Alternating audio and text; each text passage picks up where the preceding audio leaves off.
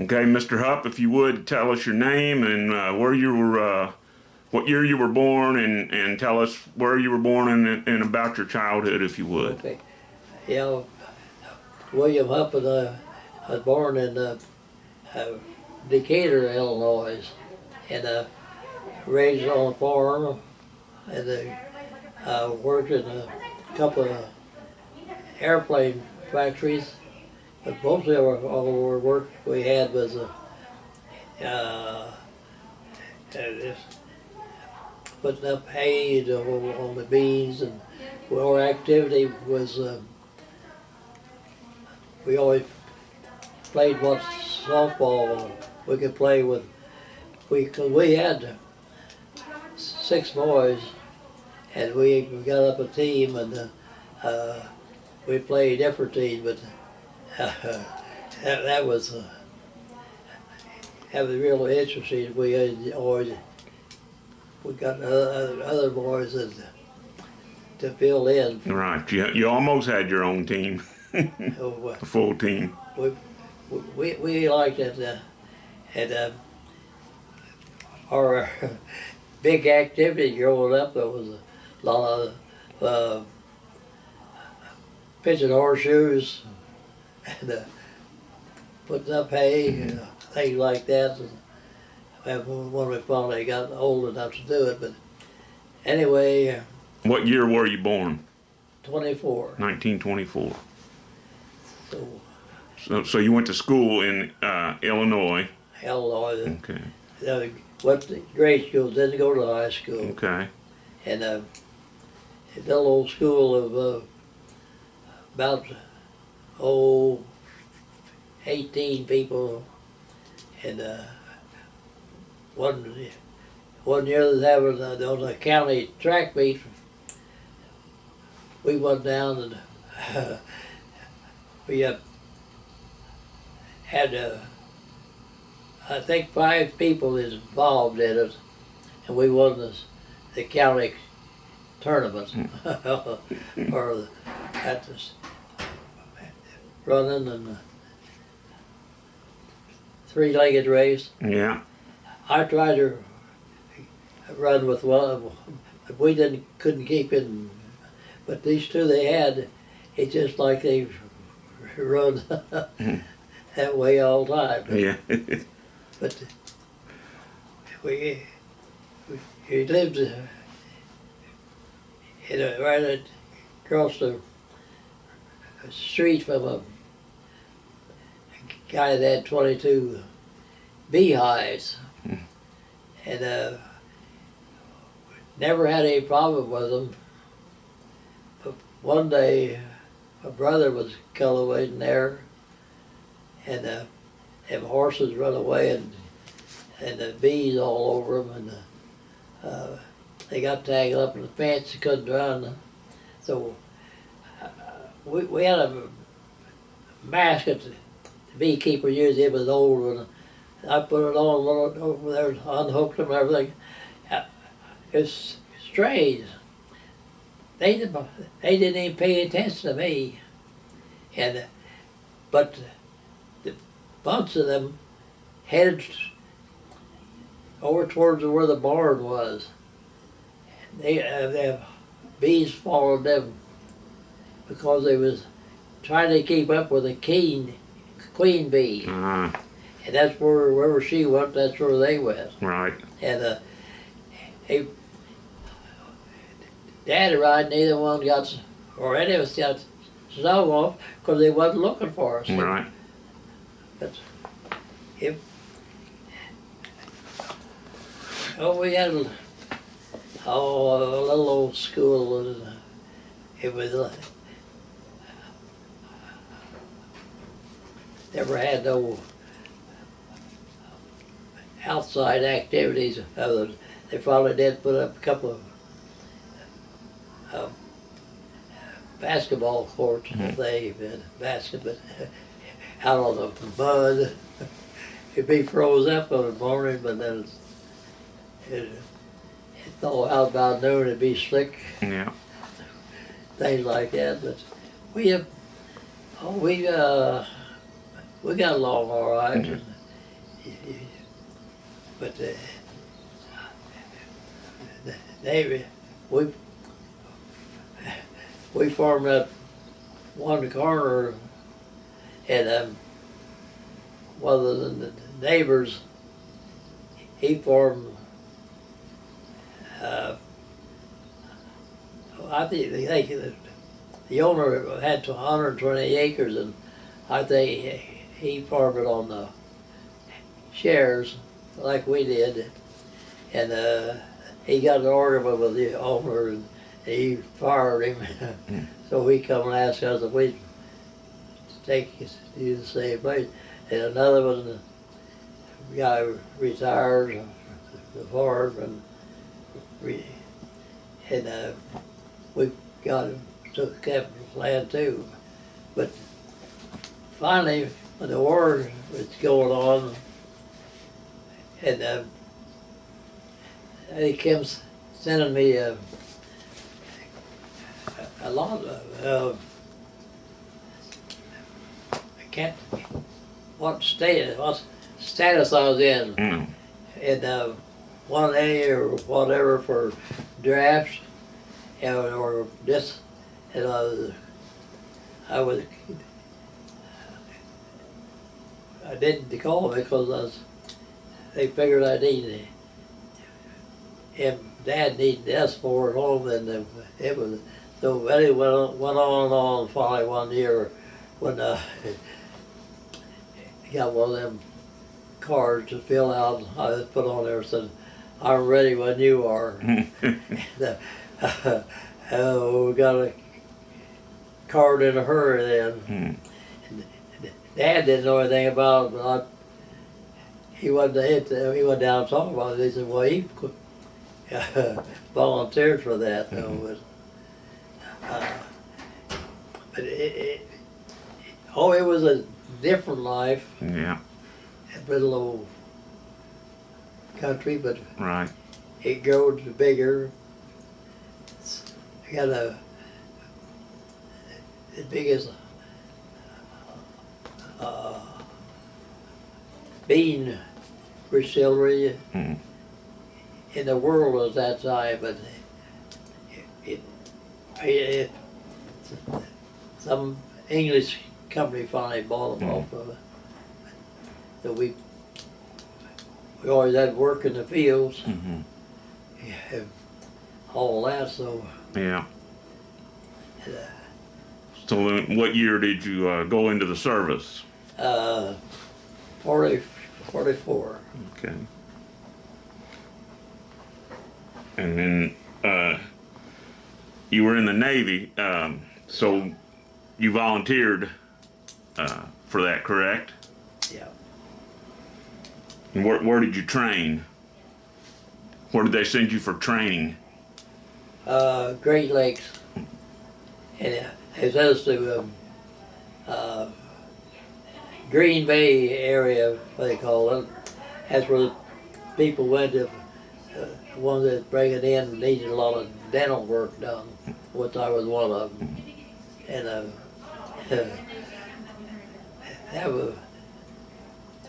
it was strange the way they done that sometimes. They had their papers, they'd bring, said, "Come in." They'd give me about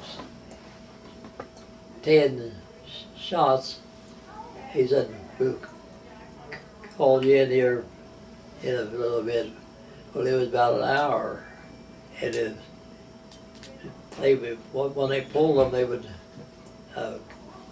file out some bones and all. And I think that I still got the upper plate. It's been relined several times, but the Navy life, you always had plenty of food.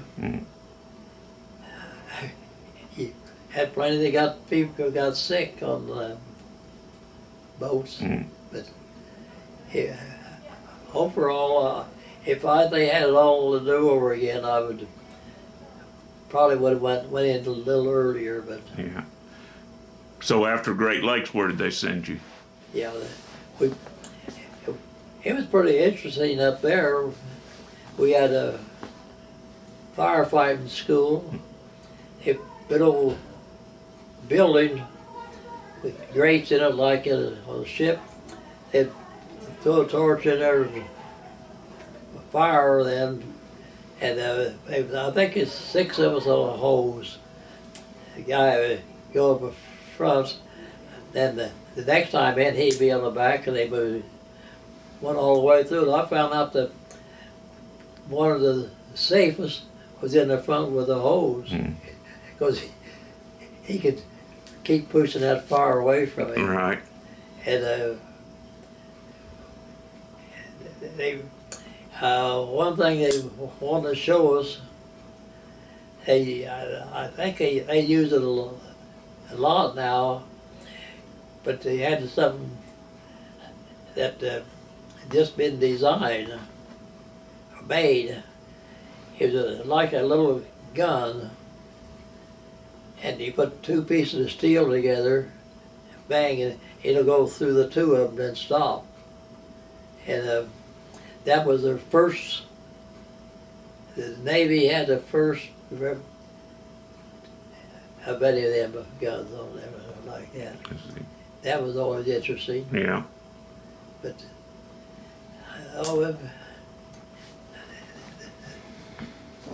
So then after your training at Great Lakes, where did they send you from there? California. Okay. Marijuana, California. Strange thing, when I come home on a 10-day leave, why they said a lot of times that people use 10-day leave like this, they run out of money before they tend to want to borrow money from their parents or somebody else. But said, don't do that, because your check will be waiting there when you get back. Got back and there was no check. And we got on that train and headed for Mare Island, California. And that's where we finally got some money. But it was interesting, though. I don't know what else to really tell you about it. Well, then from California, where did you go?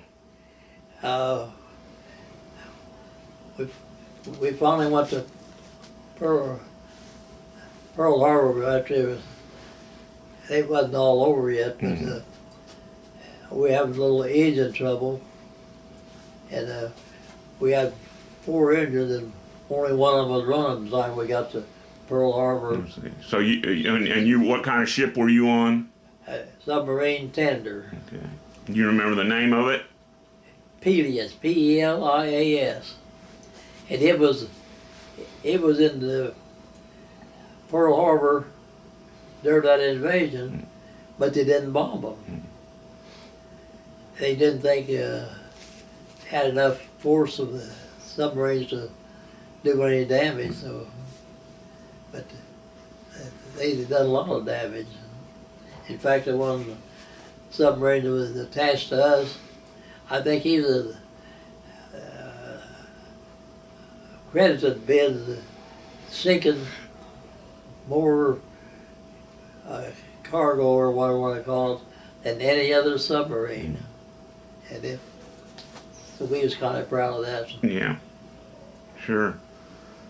So what was your job on the tender? Oh, always in the engine room doing something. And, it wasn't anything to do with battle or anything, but and underneath the engines they had a lot of soot and grease and stuff. It kept building up, so we had to go in there and strip off, take a big handful of rags, get the other end, and start pushing. pushed off. But he got the where the engine would work Yeah. again. So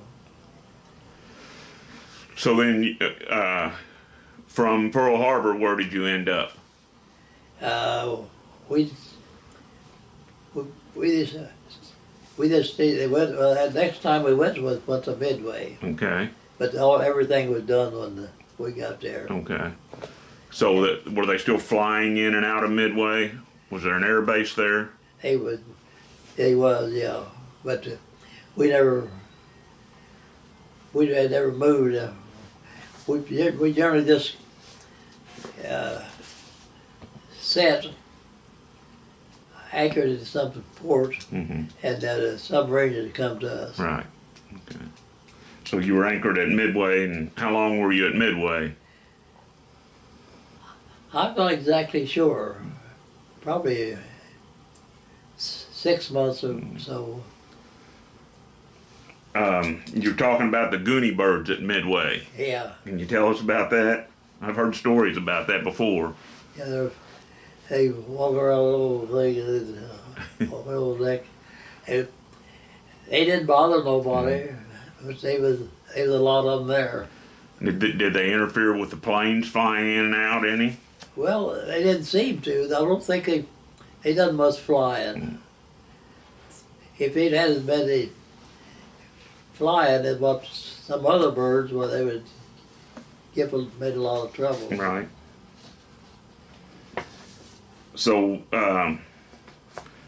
when the war ended in August of '45, when they dropped the atomic bombs, where were you at that time?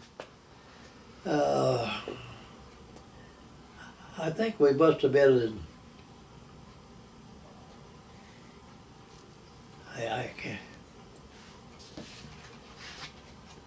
I think I was back home then. Okay. So you'd already gotten back from Yeah. Midway at that point. Yeah. Okay. And they say this, I don't know if it's true or not, but they say that the navigator on the ship that's leading it got mixed up on the directions or something, made a mistake somewhere or another, and he ended up in the middle of the Japanese fleet. They were at Midway. Oh man. This was early, and when that battle really decided the war, because they was ready for it this time. So you were in the Pacific about a year? Yeah. Yeah. It's the only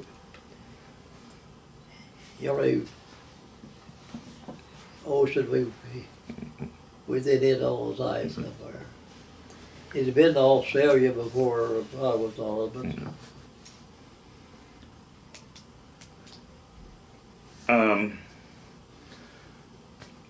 but what's maybe the most memorable experience you had during World War II?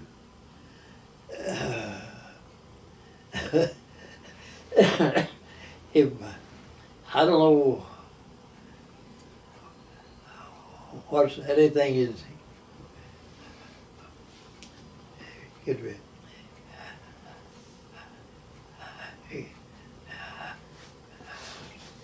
But we worked. We didn't do the maintenance work on the boats, motors, but we had a lot of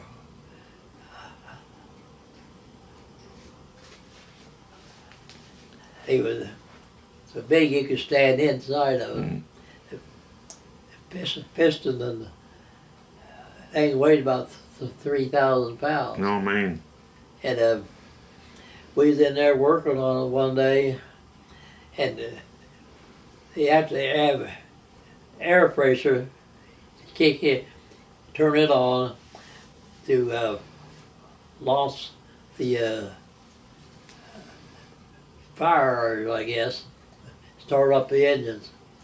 And two of us there, one of us in the engine working a while, the other was changed. And he was in the inside of the engine. We heard the air come on. So I don't know whether I was quicker than he was, or we both. He was out there about that quick. Mm. We went up and said, "What's going on up here?" They said, "Oh, we wasn't going to turn it on. We had no idea he was going to turn the air on." And that scared us. Yeah, sure.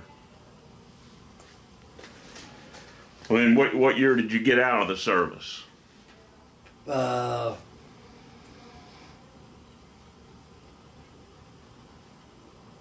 40, 46, I just got out. Okay. And then when you got out, where did you go after you got out of the service? Did you go back to Illinois? Back to Illinois. Mm. And we was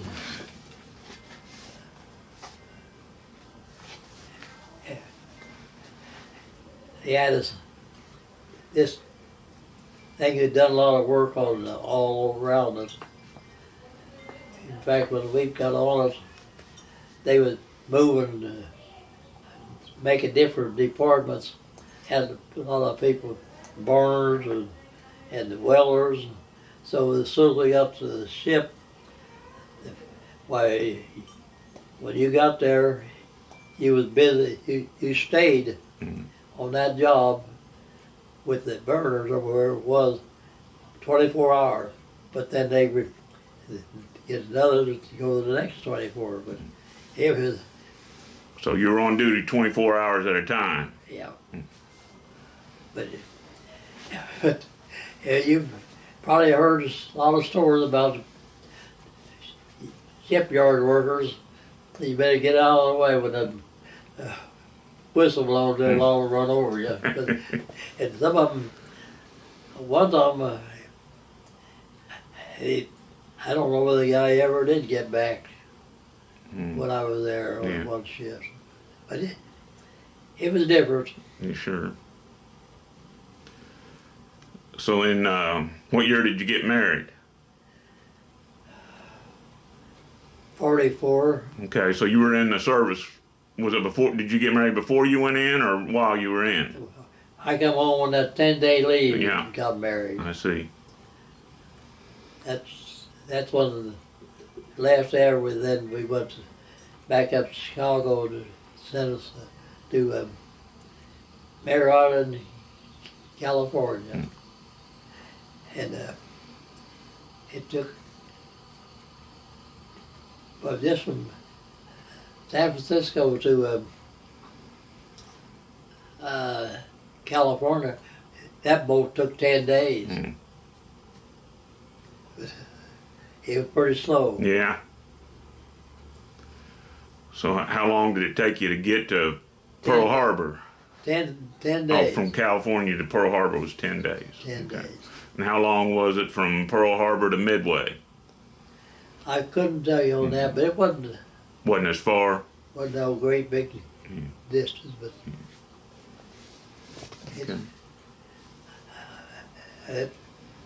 this things going on a lot, but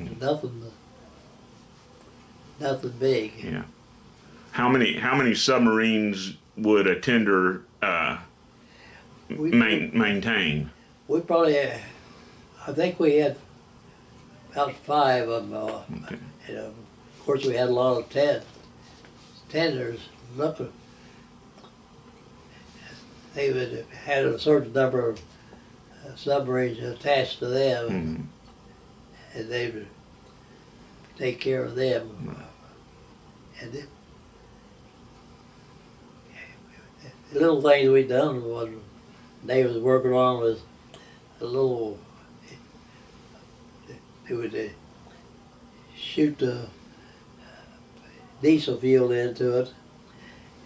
Had a little piston thing there. We'd have to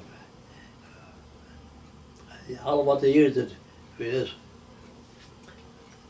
rubbed it together all day long to see, and it took that long to get one of them ready, but we always had plenty of them. But Very cool. Was there anything else you'd like to tell us about your service?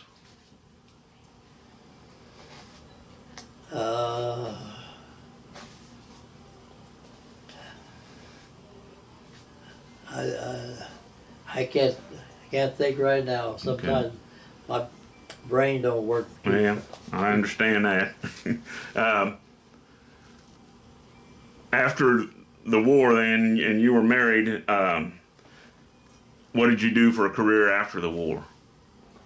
I went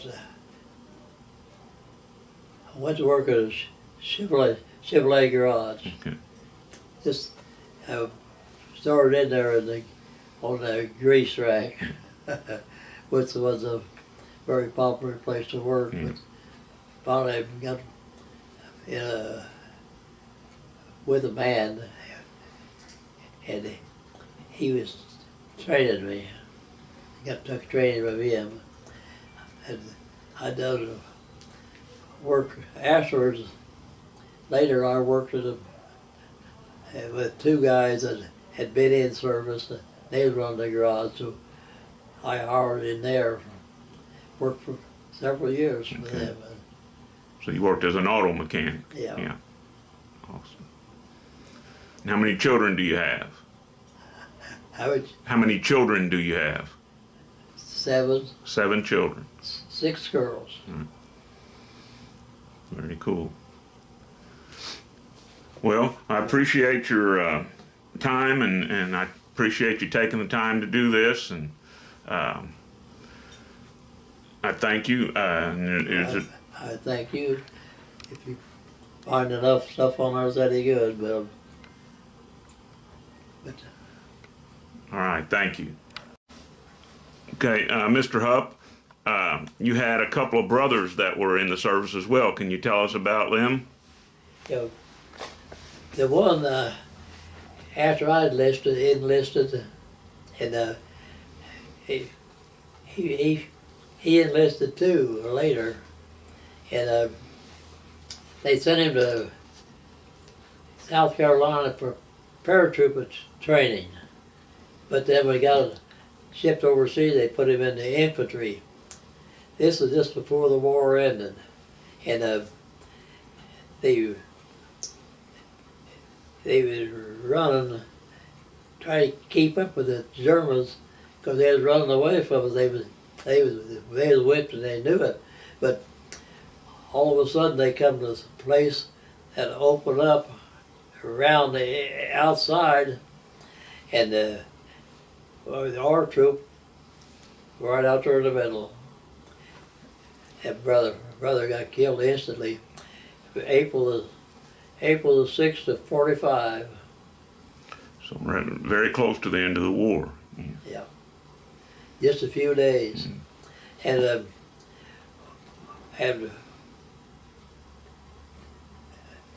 he had one in the Coast Guard. He was stationed in Boston, but they found him alongside the road,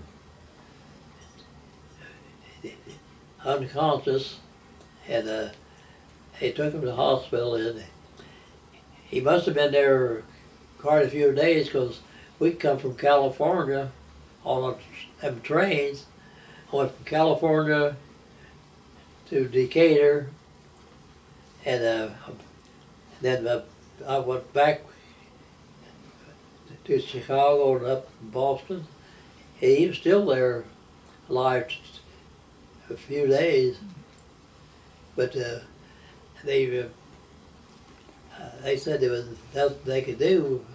And, but anyway, they was asking different ones about him, if they'd seen him that night. One one fellow from Texas, I don't know what his name was, but he said, yeah, I saw him about 2 o'clock in the morning, and said he was drunk. And my brother-in-law reached over and grabbed him a shirt collar, and he said, you lying so-and-so.